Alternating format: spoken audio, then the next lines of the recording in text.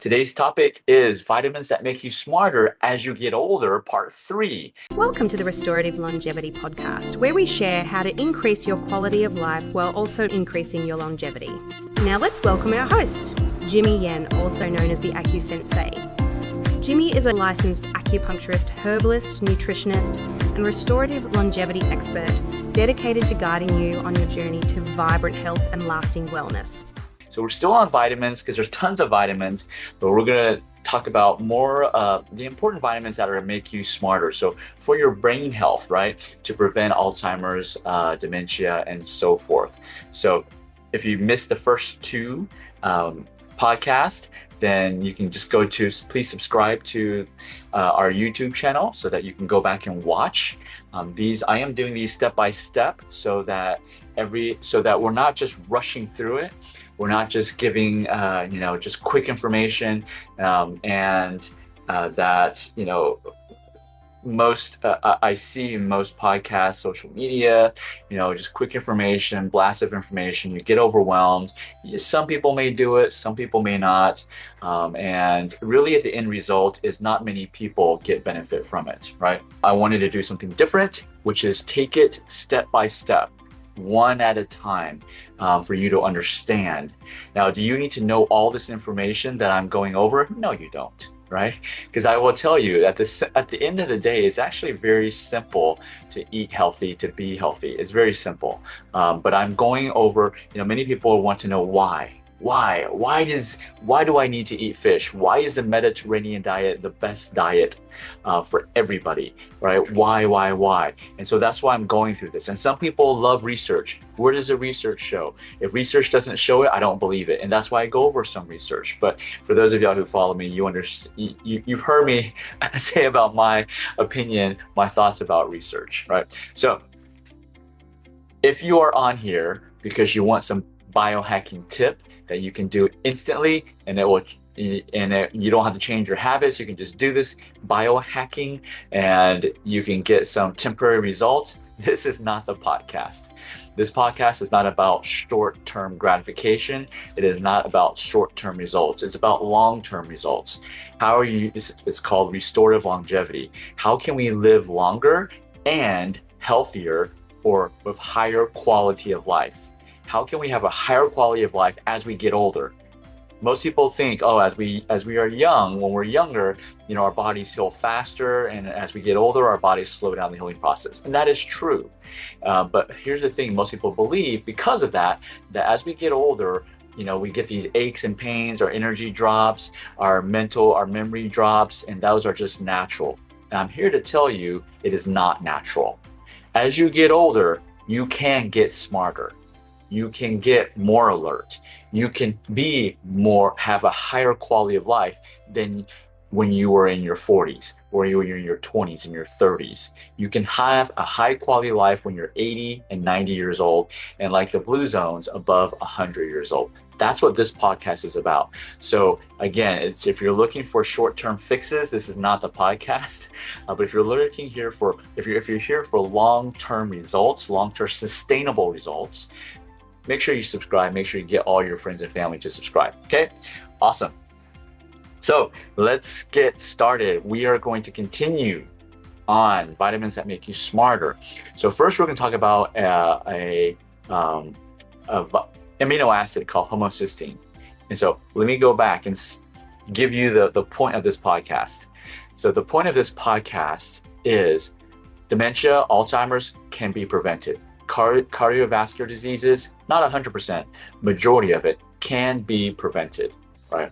And B vitamins are super important. All B vitamins are super important, but we're going to dive into, B6, B12, and B9, folate, more today. And how it affects your brain.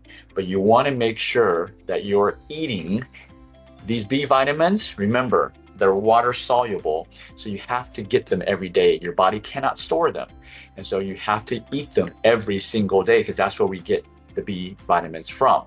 If you've ever taken a B vitamin supplement, you probably have noticed, after an hour or so, your urine turns bright yellow, right? Because your body's eliminating, it's water soluble. Your body can't store those excess.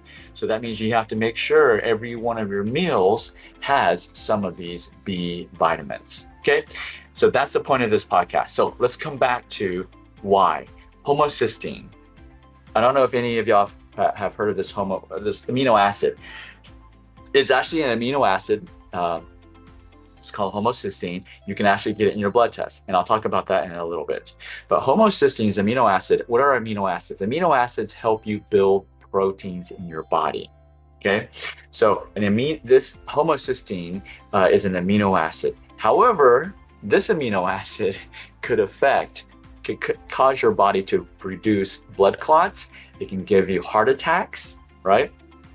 It can create heart disease if you have too much of this amino acid, right?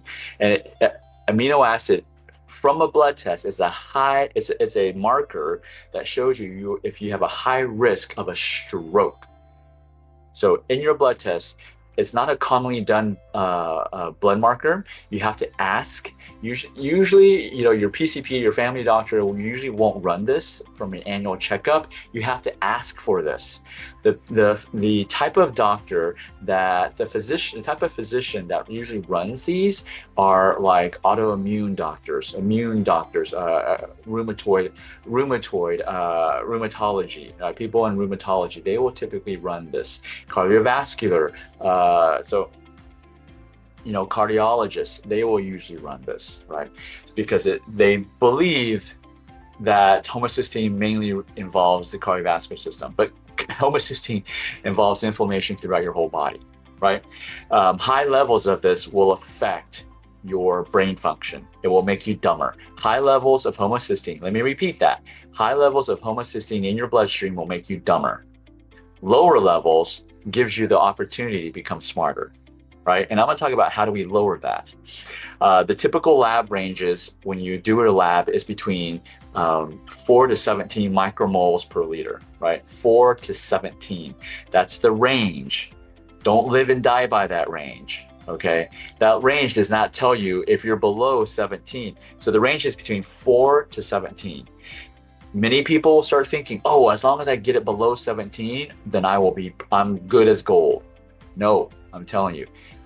Let me sidetrack a little, and I'll come back to this. The lab ranges that the labs use and your doctors live and die by, those ranges, they're not ranges for healthy people. Okay?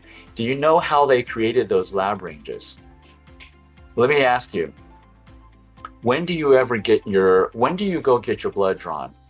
Is it when you feel like, man, I'm feeling great, I feel healthy, I have a high quality of life?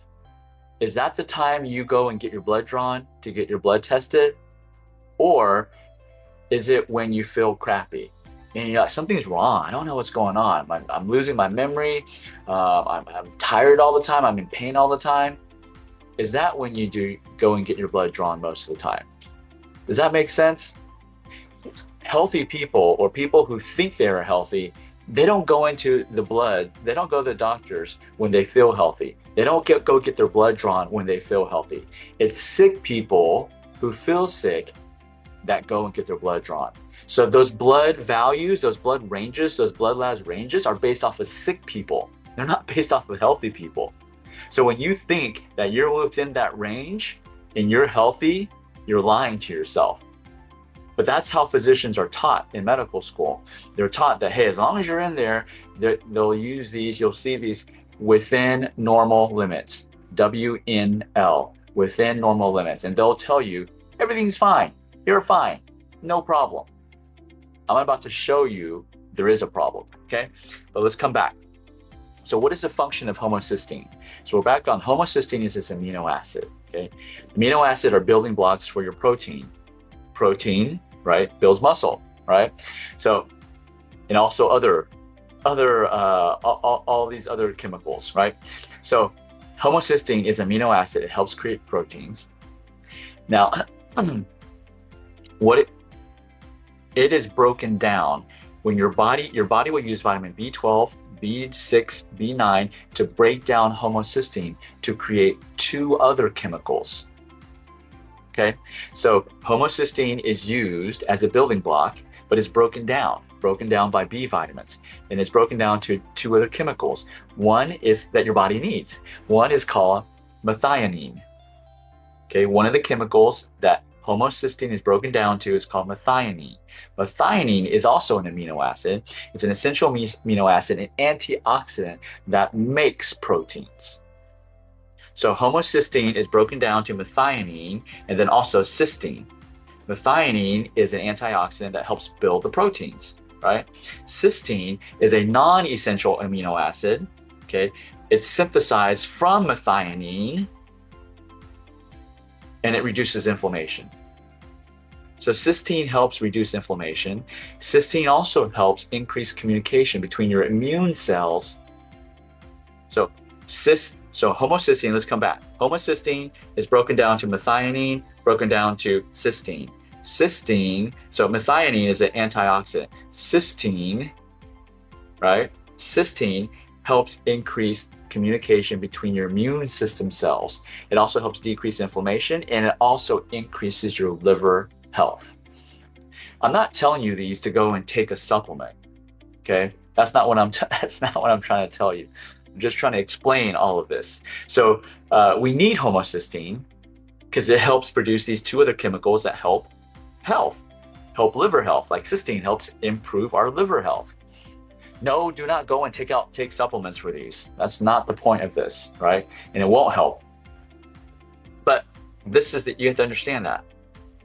So homocysteine production is regulated by the B6, B9, and B12.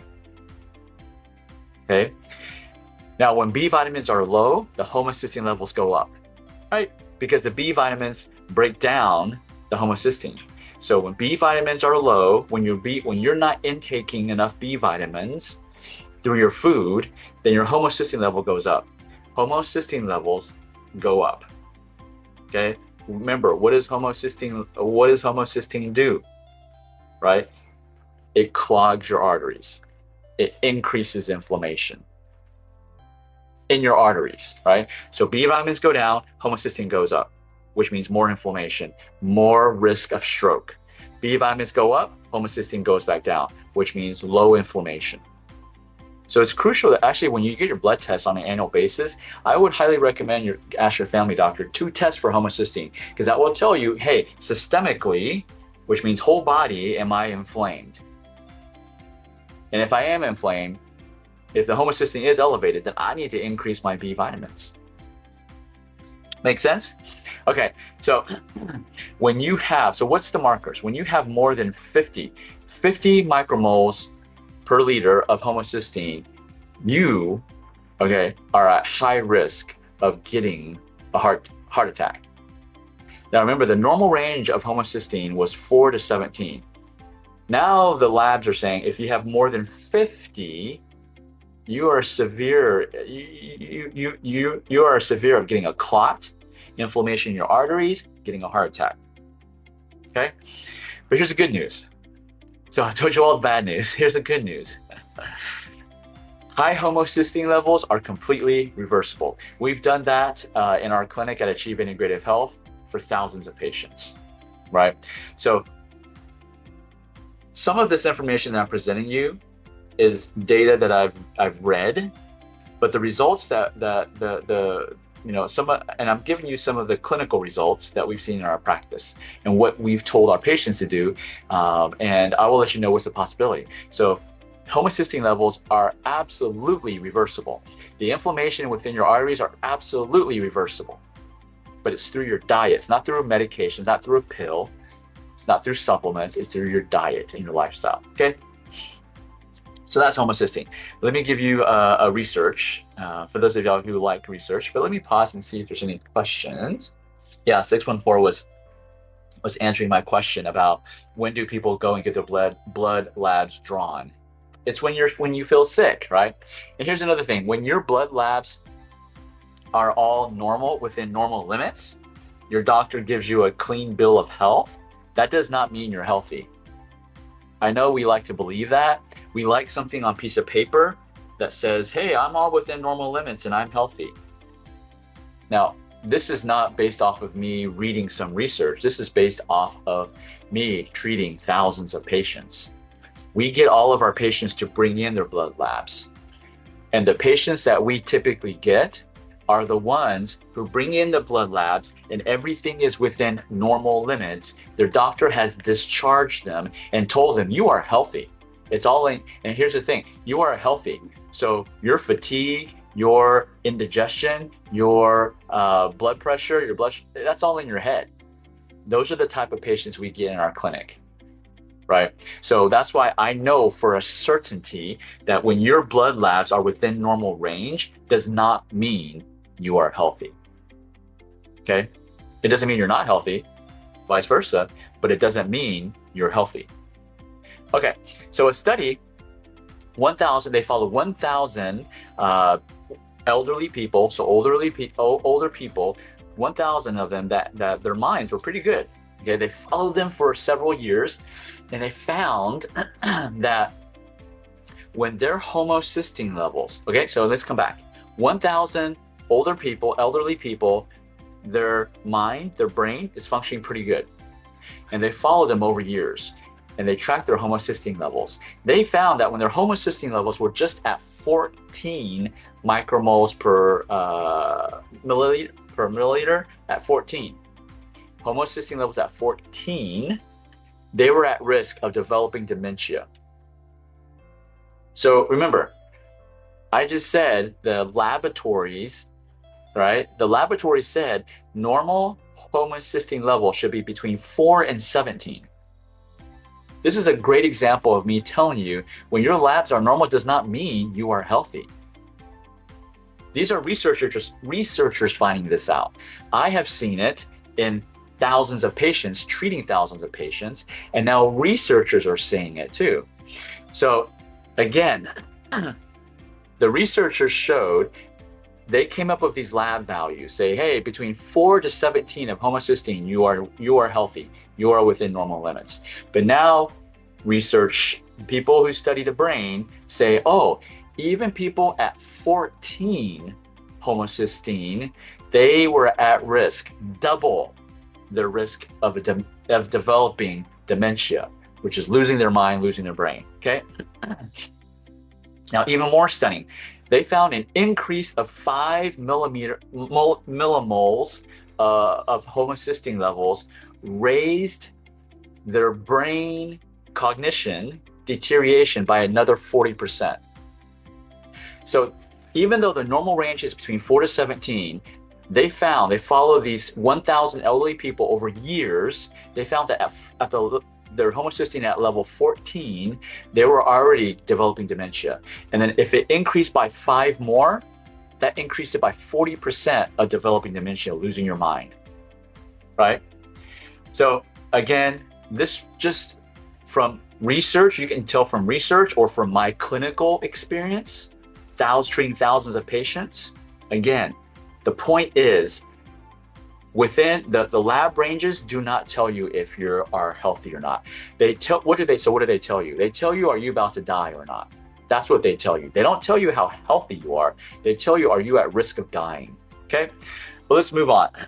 So 614. Yeah, what are the proper homocysteine levels? The lower, the better, right? They're not going to do research to tell you, hey, at what level is it the most healthiest? That's not what blood labs can do, because it's not just about homocysteine. You can't just say, hey, my homocysteine levels, the normal range are between 4 to 17 and mine's at 5, so I'm healthy. I have no inflammation in my body. No, you can't say that. Homocysteine is just one amino acid in your body. Are you going to do a blood test for the trillions of chemicals in your body? There is no blood test for that, right? So these are all references. These are all just data points. There are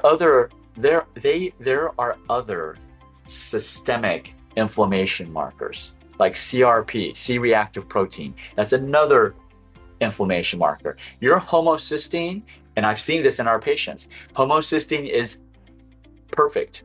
in the sense of this range, 4 to 17, and it's at 5. But their CRP is way over and above their range, right? And there's ESR, erythrocyte sedimentation rate. That's another inflammation marker. One could be high, one could be within normal limits, okay? So I'm just pinpointing on this one because we're talking about B vitamins, okay? Let's continue. All right, so there was B vitamins they highly affect your ability, your smartness, your ability to remember memories, short-term memory, long-term memory, feeling clear, not acute, just clear, right? They did a study on B9, vitamin B9, 1,000 people that were ages 65 and over. They found that those people whose diets were rich in B9 is folate, another name is folate.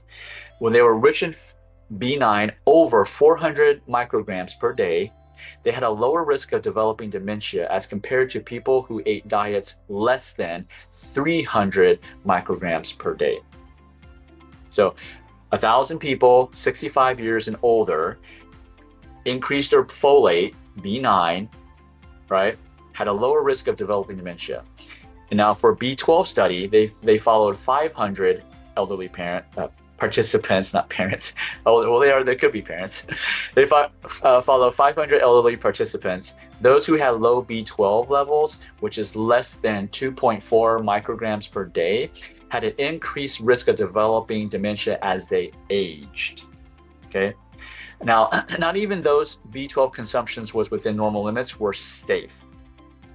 So again, this is another example of those ranges that people tell you, oh, you need this amount of range, or here in the US, they said the daily recommended intake. Those daily recommended intake, right? Those are good information and not so good, but they don't tell you how to be healthy.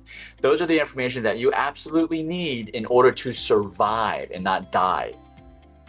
Those are not to tell you if you're healthy or not, because the daily recommended intake for B12 is 2.4 micrograms per day. However, in this research, they found that the rate of cognitive decline for an average 80-year-old who consumed the daily recommended intake, which is 2.4 micrograms per day, they had a 25% higher chance of losing their brain.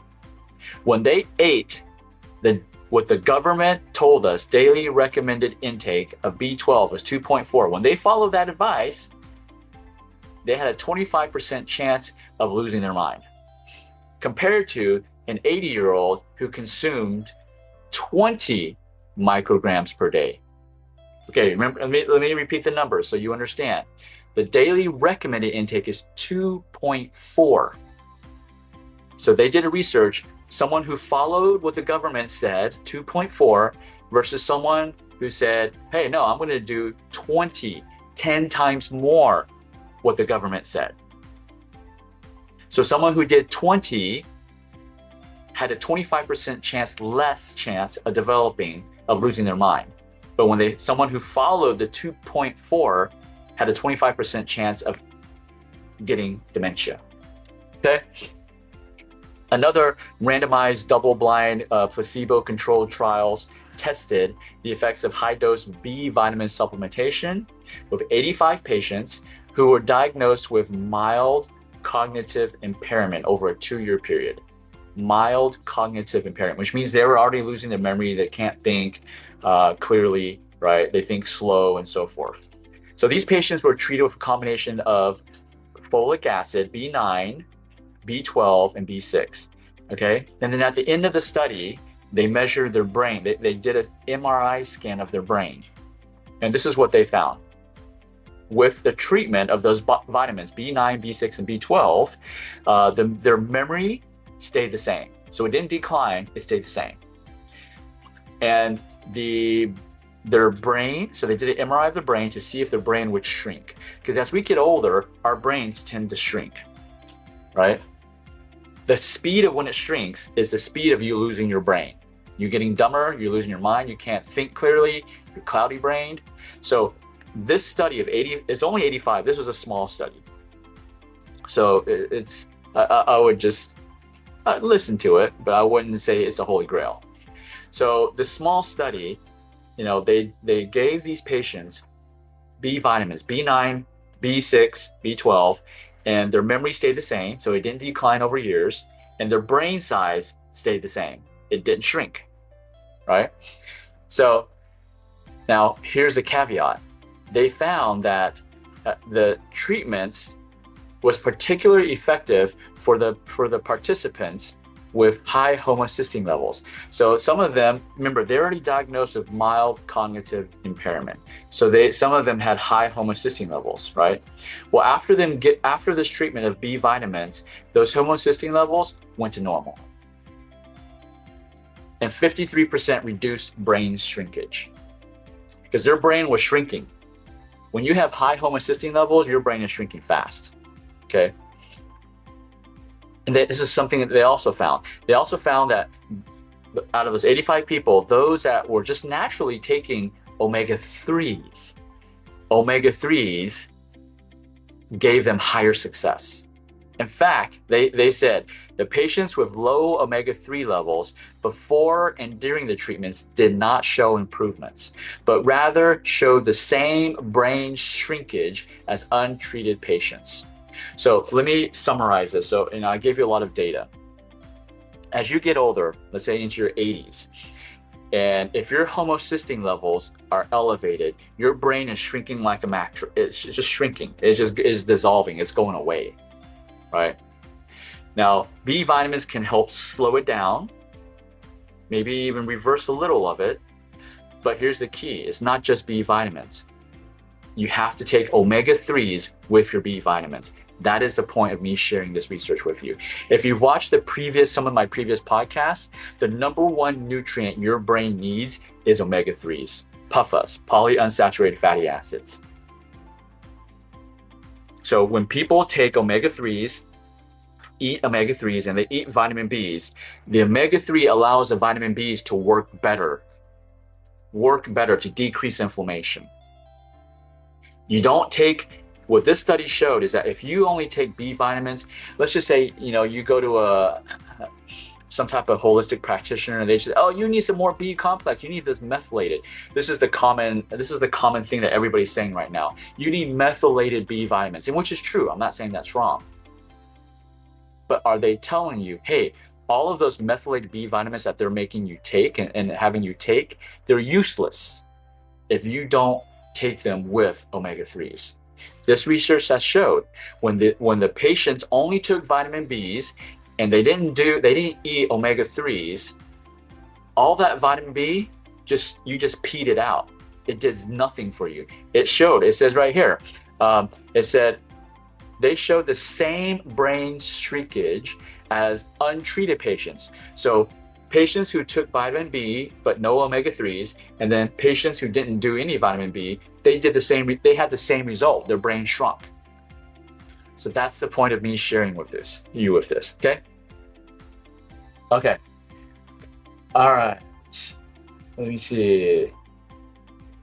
B12 is just, Tanya, B12 is just one of the importance. In this study, they fed these patients B6, B9, and B12. So it's not just B12, right? And we're only talking about these specific B vitamins. I've talked about B1 as well too. If you have nerve problems, the B1s, all the B vitamins are important. I'm not saying these are specifically important. You need a balance of all vitamins. It is not to say, hey, you need these specific vitamins are more important than the others. They're all important, right? But if we're talking about brain health, the B vitamins are super important, but they're not as important as I just said, omega-3s. Omega-3s are the most important nutrient for your brain and nervous system. You got neuropathy, you got developing Alzheimer's, you got tremors, neurological problems. Omega-3s is the most. Now, this is from research that I've read, and this is also from the thousands of patients that we treat. My specialty was in neurology, okay? Now, food sources. So let's come back to what can we do, right? So I'm telling you all this stuff. I'm not telling you to take a supplement. That is not what I'm telling you. I'm telling you, hey, get it through your diet. Get things through your diet, okay? I'm not a supplement hater. I prescribe supplements to our patients in our clinic, but those are just to supplement. They're not to replace your diet, okay? So foods, how can we get all these B vitamins in our food? So I've already said in the beginning of this podcast, the number one diet is a Mediterranean diet. It is the perfect diet because it has all these B vitamins, okay? Plant-based foods that are rich in folate, B9, black-eyed peas, lentils, spinach, tofu, avocado, Mediterranean diet. B12. Where can we get some B12? Most people think animal protein, which is true. And most people, especially people who are carnivore diets, paleo diets, keto diets, they say, oh, you gotta eat more animal protein, you gotta eat more beef, chicken, turkey, right? Which is true, you can. Those have vitamin B12s, but the richest source of B12 is none of those. It is actually shellfish, clams. Clams are the richest source of B12, right? But of course, you gotta be watch out because of, parasites and so forth. What's the next best? Fish, salmon, trout, mackerel, tuna. Those are also rich in B12. Let me give you, I went to the National Institute of Health for here in the US. And if we're just, saying beef, people think beef, oh, I need to eat more beef. Beef has 3 ounces of beef, have 2.4 micrograms of B12, 2.4. Salmon, tuna, let me just go for tuna. Tuna has 3 ounces of tuna, has 2.5. Salmon has 2.6. Yes, it's not much of a big difference, but my point is fish has more B12 than beef, right? Turkey only has 0.3. Eggs only has 0.5. So clams have 17 micrograms per serving, 3 ounces of clams, right? Oysters have 14.9 of B12, micrograms of B12. Now, here's something even better. This is what I've talked about before, organ meats. There's a bad rap. Organ meats get a bad rap, but beef liver has 70 micrograms. 3 ounces of beef liver, just one serving, 3 ounces of beef liver, you get all your B12 for the day. Okay, I know some people be like, ew, icky, right? I love beef with liver and onions. Oh, it tastes so good. But fish, next thing is fish, right? And why? Because fish can do 2 things, especially salmon. So 3 ounces of salmon will give you more B12 than 3 ounces of beef. But here's something else that salmon has. Remember, what's the number one nutrient your brain needs? Omega-3s. What's one of the best sources for omega-3s? Salmon. Salmon has just 3 ounces of wild salmon will supply you enough omega-3s for the entire day. You're good for omega-3s. So that's why, Mediterranean diet is the perfect diet, because you eat one thing and it gives you multiple nutrients that will help you, make you smarter, right? Isn't that cool, right? 614, yeah, exactly. Yeah. So Tanya, what brand should I take? So in supplements, for the supplements, I'll say this. Not all supplements are made the same. So great question. Not all supplements are made the same. This is the supplements that we carry in our clinic. And this is how we choose. I'm going to let you know how I choose. I'm not going to tell you the brand. I'm going to let you know because there's so many people all around the world, they may not have these brands. So this is how we choose which supplements to carry, what I personally use myself, what I prescribe to our patients. 2 criteria they need to meet. Number 1, are they third-party tested? Majority of supplement companies will say, oh, we do extensive testing, but it's in-house. They do their own testing. They can manipulate that, right? They can tell you whatever they want to tell you. So I don't trust in-house testing. It has to be third-party tested. They have to send their product to a third-party company. And this third-party company, all they do is test. That's all they do. They don't sell lab. They don't sell supplements. They just test. And they test everything, not just supplements. They test water, they test food, they test everything. One of the biggest third-party testing companies here in the US is called NSF. NSF. So if a supplement is NSF certified, I trust that one. So number one criteria for supplement is it third-party tested? Number two, and I can do a podcast on this because there's other details. Number two, is it pharmaceutical grade? Medications, right? Medications, in order to make a medication, they have to go through strenuous testing and requirements, right? It's super strenuous. That's why it takes millions and millions of billions of dollars to produce just one medication.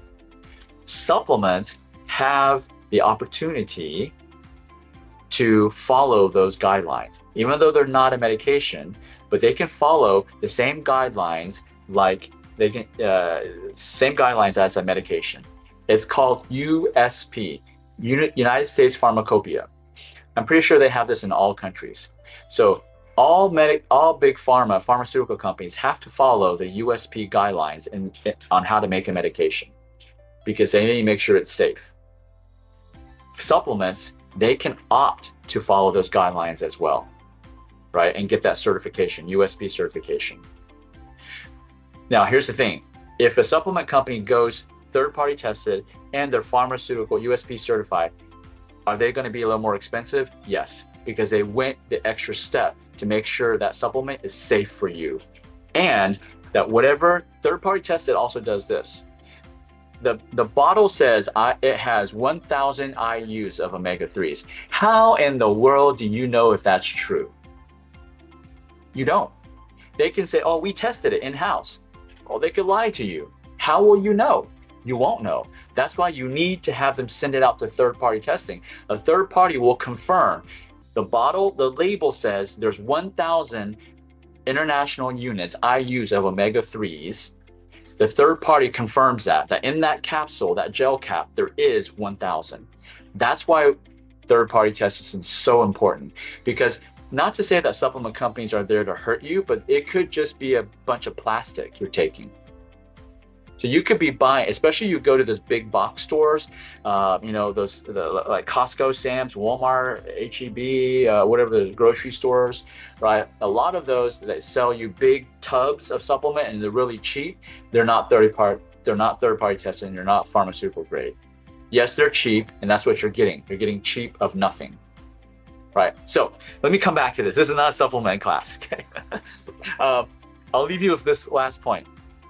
25% of all dementia cases, strokes, vascular disease. This is what they found in a Alzheimer's prevention research center in New York. It's all preventable by consuming vitamin B rich foods. And yet, this is what they found. Yet, some people are still convinced that food is not medicine. Food is medicine. I think Hippocrates said that, right? I'll say, okay, great. Let's see. Adventures for connection. I body dose or muscle test to see if the body needs it. I often take tincture elixirs. Great. That's awesome. Is cod liver oil good? Yes, it is. Again, make sure it's third-party tested. The Jacoob, make sure it's third-party tested. Do not just buy something just because some famous physician promotes it. There's many. I know this famous, doctors that are selling supplements, and because they're physicians, people believe them, but they're not third-party tested. I would never take them, right? Question about fermentation. I recently found out it helps purge microplastics and unwanted parasites. I don't know, it may be, but fermented foods, adventures for connection, fermented foods are nature's natural probiotics. So could it help purge microplastics and unwanted parasites? Absolutely. Yeah, I would just encourage you to continue eating fermented foods. All right. Thank you, guys.